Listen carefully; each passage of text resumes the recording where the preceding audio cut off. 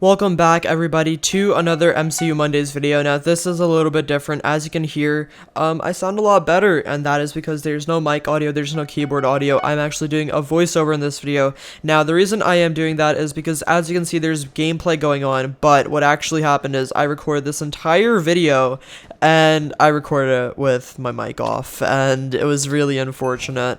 I do apologize if there's any background noise, by the way. It is 4th of July, so there are going to be a lot of fireworks today. But yeah, I recorded this entire video, and the entire time my mic was muted. But anyways, in this video, we're going to be talking about Loki episodes 2, 3, and 4. Now, normally I would just do 4, because this week was the 4th episode, but for the second one, Hypixel actually died for a week, and then for the third one, I met up with some friends and my SO. If you guys don't know, Wes, Burrito, Leah, and I all met up in real life, and we had a really fun day on Sunday, and then Wes actually stayed over at my house on Monday, so I didn't really have time to record an MCU Monday video. But with that being said, we're gonna get right into this video, and for those of you that don't know and have never watched my videos, there are gonna be a lot of spoilers in this video relating to Loki, the series, so if you haven't seen that series, please make sure to watch it unless you don't care and you just want to listen to my voice or watch my video. With that being said, we're going to get right into it, and we're going to start off with Loki episode 2. So Loki episode 2 was all about Loki building synergy with Morbius, gaining his trust, and then eventually betraying him at the end. Basically, Loki's goal was to help Morbius find this variant, and the reason they wanted Loki's help was because the variant was actually another version of Loki. At the end of the episode, they revealed that Lady Loki was actually the variant, but a lot of people already knew this from the trailer. I know some people were saying that looks like Black Widow, but the comics fans knew that that was Lady Loki, a comics version variant of Loki. Now, we will go more into Lady Loki and her past later in this video. With that being said, basically, what happened was Loki gained Morbius's trust, worked with him a lot to find out where Lady Loki was, and at the end of the episode actually betrayed Morbius to go with Lady Loki to stop the TVA. This episode was really good. I really loved the synergy between Loki and Morbius, and I loved the lines they exchanged, the humor that was shown, and it was overall a very good episode. But but as I rated Loki episode 1 a 10 out of 10, I would rate Loki episode 2 an 8 out of 10. With that being said, let's get into Loki episode 3. Now, episode 3 was all about the synergy between Loki and Lady Loki. This episode was probably my favorite one in the series so far because the script was absolutely amazing. I just thought that there were some really truly beautiful analogies and lines, and honestly, Loki is the last person you would really expect to be talking about this stuff, like love, but when you really get into it, you kind of realize that Loki was never really a bad guy in the first place. He was just someone that never really felt loved and never really got any attention, and that is really sad. Honestly, I think it's kind of beautiful how in Avengers in 2012, you would have never really expected Loki to be getting this much screen time and this much, I guess this much in-depth character analysis, and you would have never really expected Loki to be this, I guess, in-depth and explained, but I think that's the beauty of Marvel and how they have some amazing writing and some really amazing character development. Honestly, the MCU's character development kind of beats everything in my opinion. Like, their character development is top tier. But anyways, episode 3 was all about the synergy between Loki and Lady Loki, and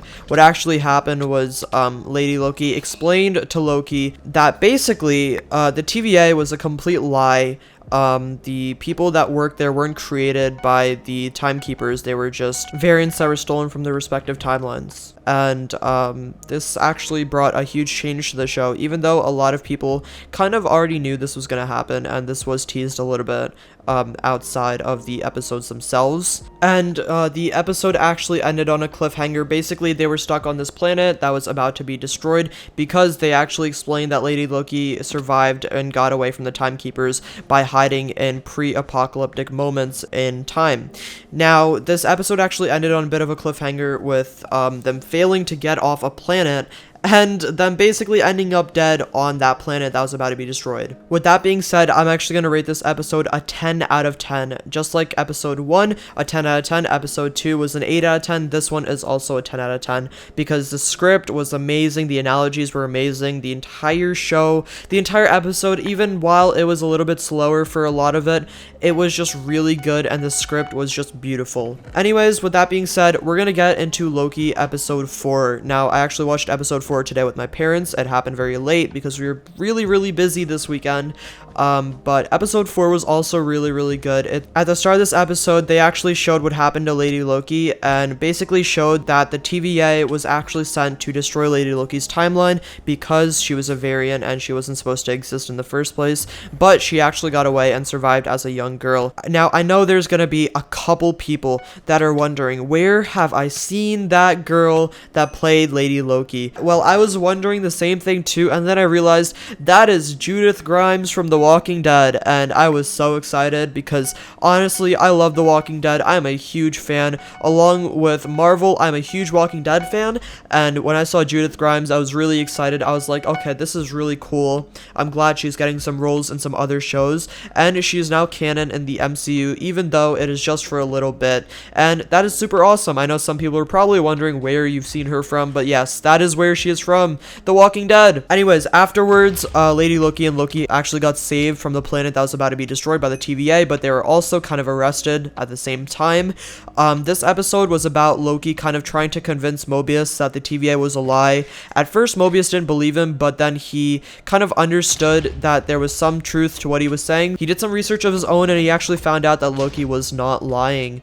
Now, while Mobius was doing some research and finding out the truth about the TVA, Loki was actually trapped in a time loop, which is kind of the time prison at the TVA, where they actually showed a clip of Lady Sif from Thor 1 and 2, and also an episode in Agents of S.H.I.E.L.D., which is really exciting because the last time we saw Lady Sif, as far as I know, was in an episode of Agents of S.H.I.E.L.D. when the show was canon. Now, Lady Sif is super underrated. I love her. She's a really good character, and I was really excited when I saw her do a cameo, and honestly, it wasn't even a cameo. She was actually in the episode for a little bit. Basically, she was just yelling at Loki and beating him up a little bit because it's something he did probably many years ago. With that being said, afterwards, we actually got the impression that Mobius died for a little bit because he was erased by the timekeepers because he found out the secret about the TVA, and later on, we actually found out that the timekeepers were also not real. They were androids that ended up dead anyways. But yeah, the timekeepers weren't real either, and I'm pretty sure Loki and Lady Loki were under the impression that they were real and they were the ones that created the whole fake TVA reality. But seems like we still don't know who created the TVA, and hopefully we find out soon enough because honestly, I really want to know. Anyways, I would rate episode 4 a solid 9 out of 10. So I would say 2, 8 out of 10, 3, 10 out of 10, and 4, 9 out of 10. Overall, a very well made episode. Super good, and honestly, this show is so good so far. I'm so excited. After Daredevil, this might be my favorite show, which is saying a lot, honestly, because I am a huge Marvel fan. And even though Daredevil isn't technically canon anymore, it's still a very good show in my opinion.